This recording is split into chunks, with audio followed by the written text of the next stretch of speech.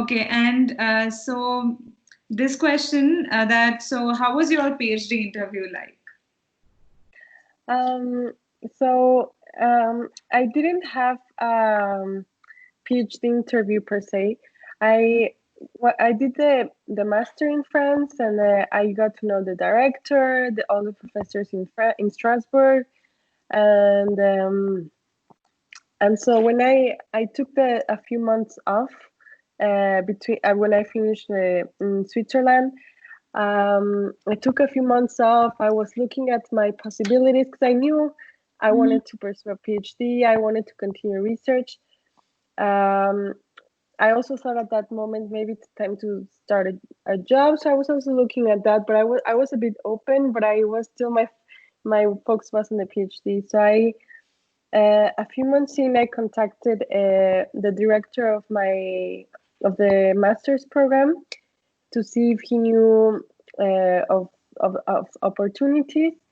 And a couple weeks after, he told me, there's an opportunity about for a scholarship between France and Mexico. I'm Mexican, so we started looking into that, and yeah, so I didn't. He knew me from the program. He knew my grades, and we knew each other personally. So like with other professors, so I didn't.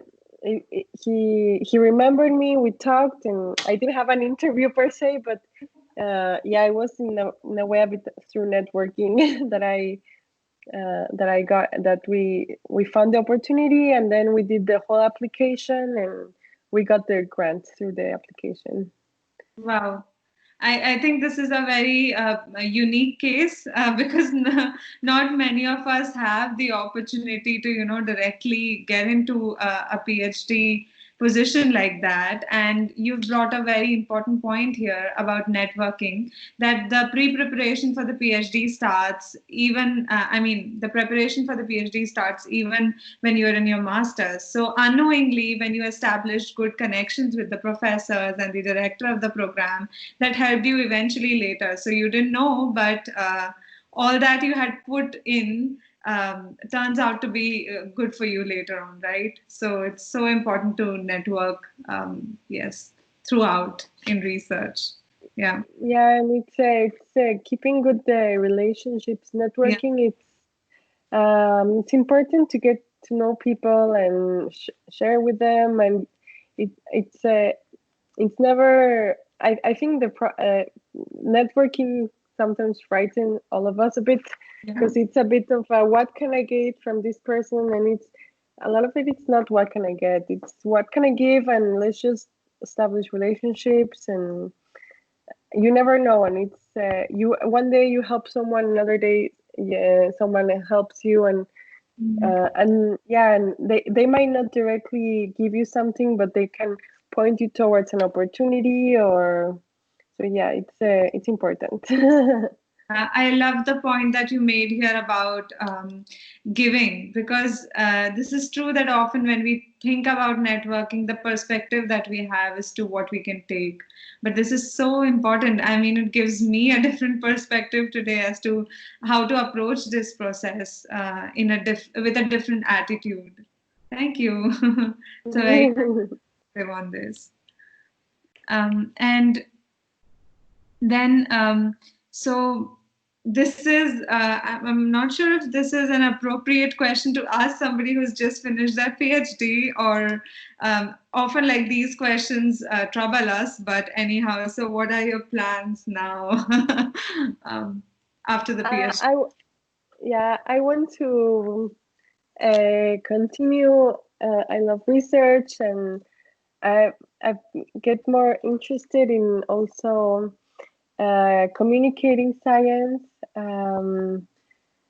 And so, yeah, I don't have a visible target for the moment, but continuing research, continue, um, not in not in academic directly, Mhm. but continue. I know, for example, there's a lot of work to be done for clinical trials and the communication between. This is something that I'm still trying to figure out which direction to go, but something that I would love is communication between medical staff, researchers, patients, and the public in general, to make sure that, because um, uh, each profession has its own language. We might be talking about the same thing, but it has its own language. And I believe that if we continue creating some systems for better communication, it will really push research further, medical further, and also for people who are not necessarily in a scientist career, but who are interested um, to know about science and to know what's going on in research, and it's not some obscure thing that happens as a lot of stereotypes put it, the crazy Movies. scientists. Yeah, or And doctors, and yeah. it's important, it's important to not put all the information out, because the data, without it being um, just being put out like that, can be used for bad purposes. So I understand why the information is not just like love like that, but Yeah. it's to find a way to communicate more openly. I think that's kind of where I want to go. Okay, that's an interesting project if you can, like, put it forward, and that will definitely enhance a lot of aspects of research and And also communication. what you're doing is these interviews are a perfect example, because Mhm. just to know what PhDs are doing all day, and how is it going. It's a perfect example of a good scientific communication. Thank you. I mean, it's a teamwork, because this wouldn't be possible if the other PhD candidates didn't pitch in. And I mean, talking about my experiences with all these interviews, it's been amazing. Like, each time that I interview a new PhD candidate, I get a different perspective. So, I mean, although I'm doing it for others, sometimes I feel it is teaching me a lot. And since I'm in the beginning of my PhD, I guess it's a good time to learn a lot from the others who have already achieved a lot in their career. Yeah, yeah, and Yeah, also to see how my peers are doing, who are in the same at the same level, to see how they are coping up with this. Yeah. yeah, it's great. Thank you. Um, so we talk about the science communication. So what are the tips that you would like to give to new PhD students? um I think at the beginning is read, read, read. Try to read a lot. Um, I've talked about this with some peers, and it's um, we have to. The PhD starts getting a momentum, and we start reading, and then we start going in one direction, and maybe at some point it moves because there's a failure, or and the more you can read, the more you can sometimes work on something for a few months, and then at some point you read something that is it's not going to work out, and you said, if I should have read that before, I would have so it's and yeah, read would be the first. um Mhm. um Another, talk with peers, talk with, like you're doing, talk with other PhD students, postdocs, even PIs.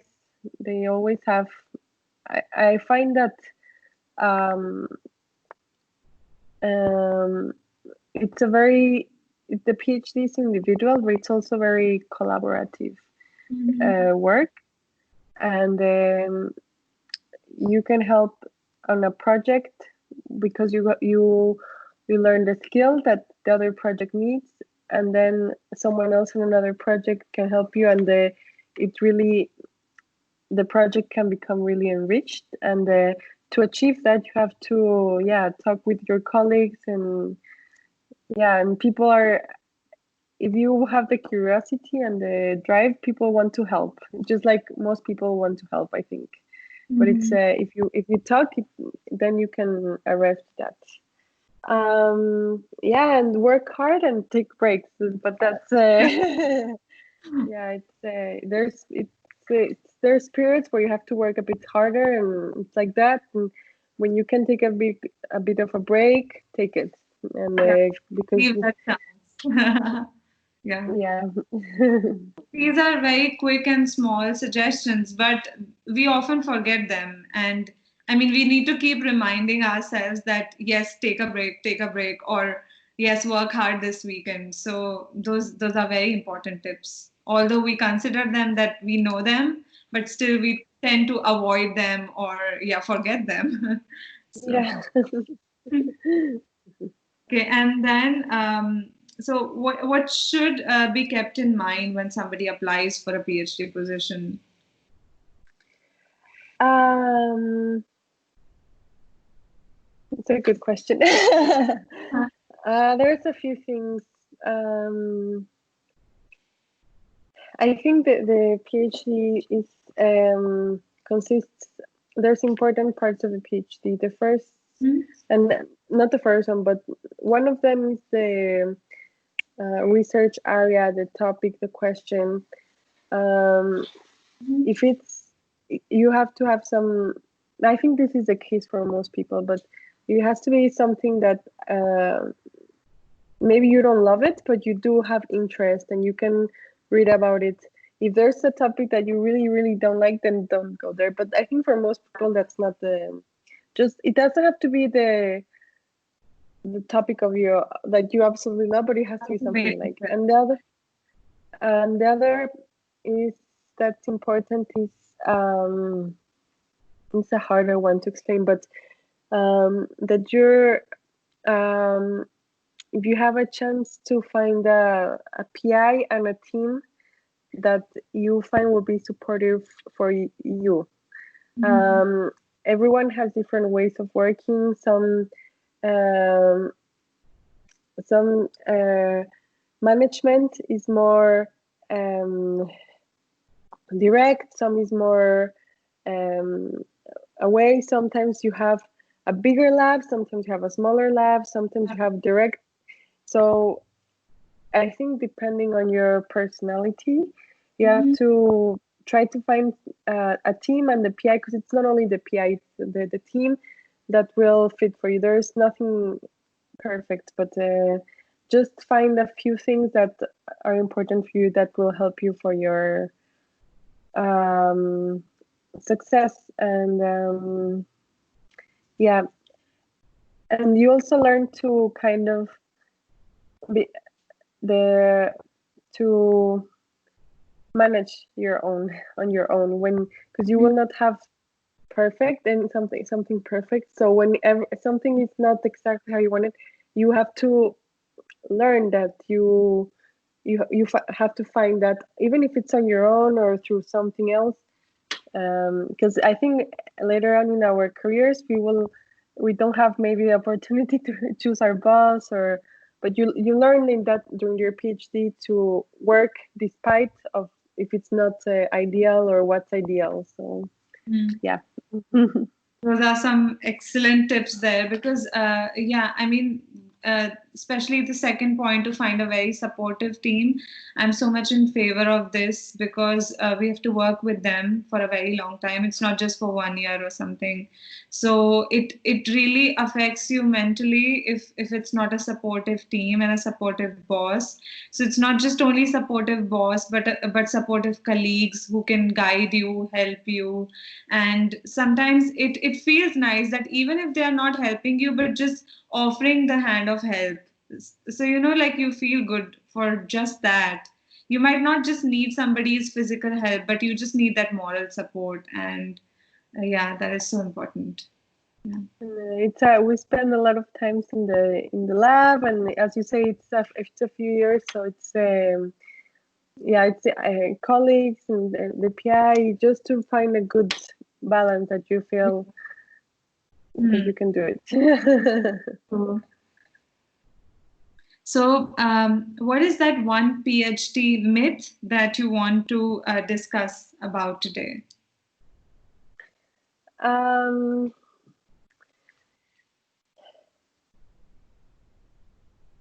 that's a good one. This is like what people believe, and it's a I myth. mean, yeah, it's a myth, which means, yeah, I mean, there could be multiple things, right? Like there are so many PhD myths, like about, yeah, there are so many of those which we want to, like Okay. stereotypes sort of things that we want to break or, yeah, Okay. or highlight. Um, I think I will, for that one, I will go back to my previous example. Yeah. When I was, before I started my PhD, even the master, um, what I heard from most PhDs was that they didn't have a good relationship with their PhD supervisor. Mhm.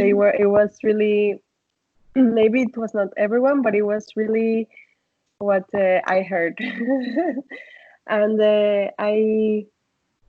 so that was my idea, that when you will always have a bad, it's like a sure thing that you will have a bad relationship with your supervisor, because it's 3 years, it's really, or 3 years or more, it's very intense, so it has to go to Yeah. bad terms. And I so in a way, I think that's not true. I think, as we said, it's a very intense relationship because of the time, of the pressures of you have to create something together. So it's very intense. Yeah. But I believe that if you have um, other supports besides your supervisor, and for me, I focused on keeping the communication as open as possible. It's not always like it's not always the easy thing to do, but realize that they're also humans. They want the best for you. They also have their own interests. So I really uh, focused on trying to keep the communication flow, um, and it worked. I have a good relationship with my supervisor. We communicate, and Mhm. yeah, I really believe that that was not possible. Oh, okay. It's really That's it's interesting. tough at times. I'm Mhm. not gonna say the opposite, because it's deadlines, all these things, but uh, it's yeah, it's possible, I think, and that's really, it's a myth that I want to break. Yeah, but I mean, this is, I would say this is a myth that we think that it's not possible to have good connections with the supervisor. But often there are also very typical cases when students do have a lot of problems, right? Oh Especially, yeah. at least in Zurich, I know that I read it somewhere. I might be not correct here, but that 1 in 3 cases have this issues. So I hope these numbers go down soon. But often this depends also on several parameters as to when we try to choose the lab. Did we give enough time for ourselves to know the people, to know the supervisor? But it is also hard to say at this point of time, because we at that point of time don't have enough time that we had spent with them to know them, right? So it's only when we get into the position, then we start knowing them, and when we are put into those situations, then we understand how the dynamics is.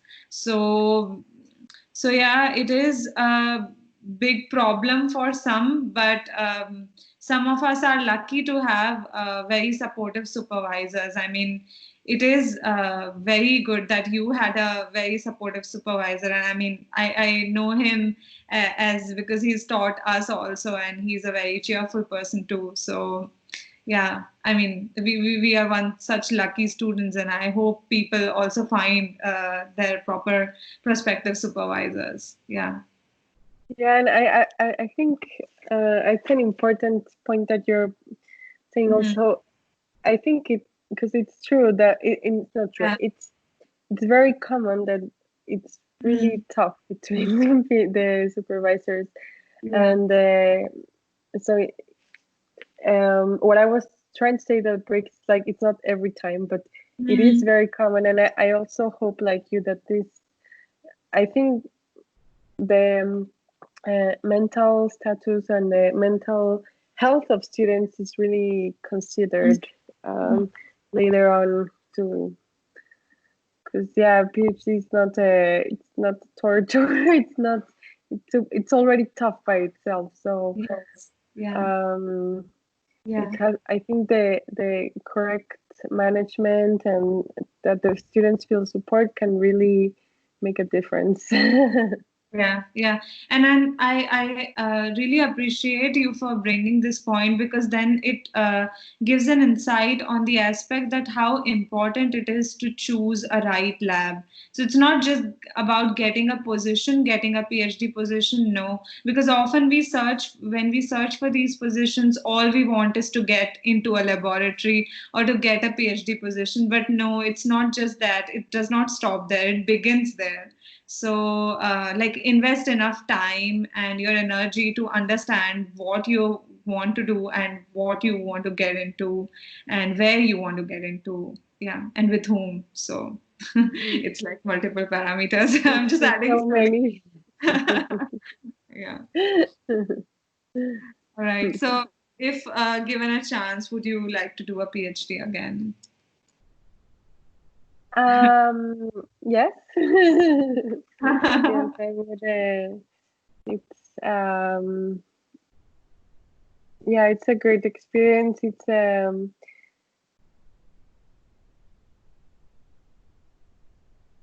learning experience. It's also a humbling experience, because there's, Mhm. you realize in a lot of ways that we already learned this from the master, and in the PhD, I think it's even more, that Mhm. what we learn a lot in the classes, it's a dogma, but when it comes to actually investigating, we don't know. Or Yeah. the dogma says, oh, it's A and B, but when you try to see how it is, it's like a spectrum, and you have, it's not as straightforward. So um yeah, it's humbling, it's enriching, it's yeah, I would do it again. I learned a lot, and I love the research, and yeah, I would do it again. That's motivating for others to listen to. All right. So, what are the advantages and disadvantages of doing a PhD? In terms of I mean, in um, general, when you look at this whole process, what could be the advantages and what are the disadvantages? Like, does it take a toll on your mental health? That could be a disadvantage. And yeah, likewise. okay, um, yeah, I think you have to be very mentally strong. um, it um, it's the advantage is that I think it prepares you for a lot of things. Um, it prepares you for, you you learn to um,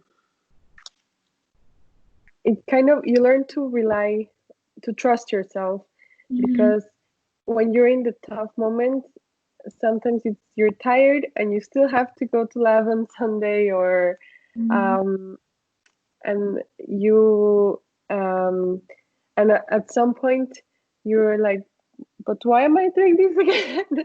Which happens to all of us. And then you will say, ah, yeah, it's, if there comes a moment when you're like, I'm doing it because it's part of this, and this result, it adds up to the whole process. Mhm. So you, I think in general in life, at some point you will ask why you start doing something. I think it's human nature to ask, it's tough, why am I doing it in the first place? And the PhD is a great way to, we're PhD students are resilient, which is like, I'm doing it. because it's part of my why, and then you keep doing it.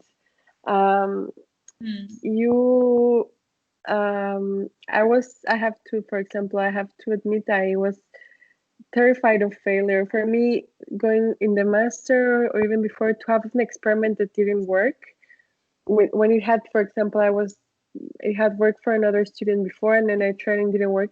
I was terrified to go to a PI or a researcher and say, "Oh, it didn't work. I Yeah. tried," and it was so terrifying for me. And I think it's still, I'm not gonna lie to say that it's comfortable, but you learn to um, go and be like this. I made this mistake because during research experiment, sometimes there's mistakes made. You had the wrong thing, and you would just, I kind of learn to be with that and say, I made this mistake, and be upfront about it and take responsibility for it, which I was terrified to do before, because I don't want to make mistakes. But Yeah.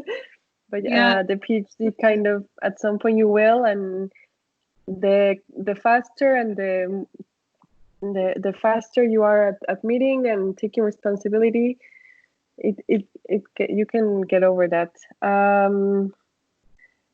The another advantage that we haven't talked about was the resilience, and then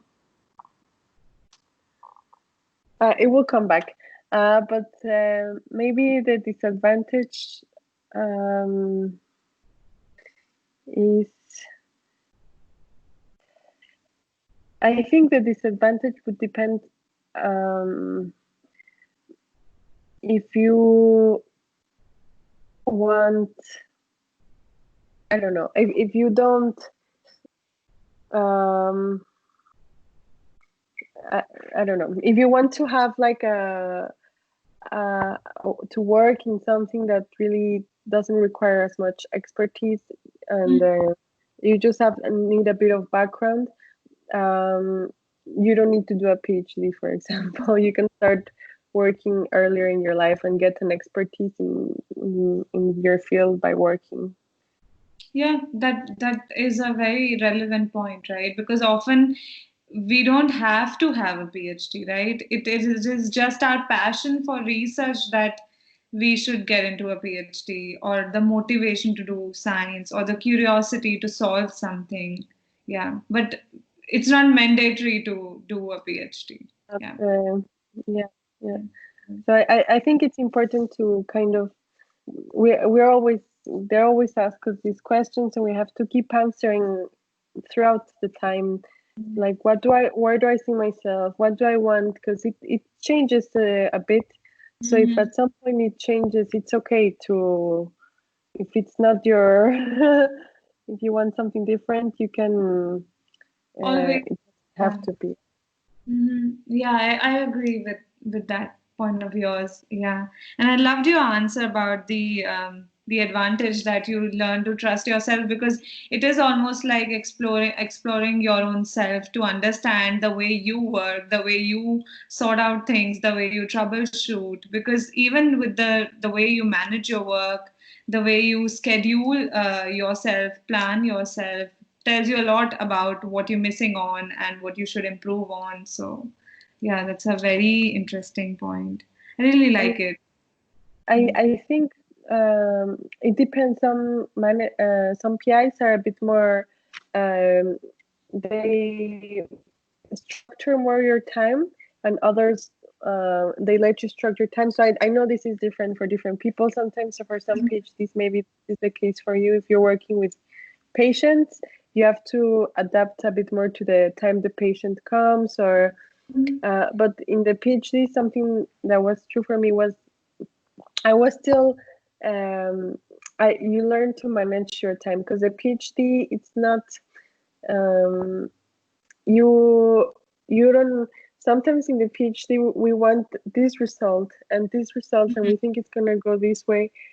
And I think for a lot of people, sometimes you work a few months and you don't have like this result, but you start accumulating some results, and then Yeah. there's it's a short period where you are just gathering data, and a lot of it you're producing a lot, and then Mm-hmm. maybe it dies down. So Yeah, yeah. and Pause. it's so it's not patient, but it's kind of, yeah, it's about first the time for how you schedule your time, if you work better, um if you're more productive in the morning, if you see, all of us have a certain number of hours in the day. How can we produce results? We also need sleep, we also need how can we look out for ourselves the best, as much as possible in the amount of time, and produce, and also take time for ourselves. So all of this. And Mhm. on the other side, it's on the timeline of the 3 or 4 years of your research, how to schedule that, how to organize yourself. This is not something that is uh, obvious, because sometimes some projects take longer. So Yeah, it helps you to have a bit of a perspective how to manage time and mm, deadlines. yeah, yeah. That is true. Yeah, I'm still in the beginning of it, so can't say much. But already I have tried. I mean, I'm seeing a lot of. I'm observing a lot. So yeah, at least for myself, I'm surely looking forward to what the journey holds for me. But yeah, definitely, I'm sure whatever you're mentioning, we will see it and come across that in the future. Yeah.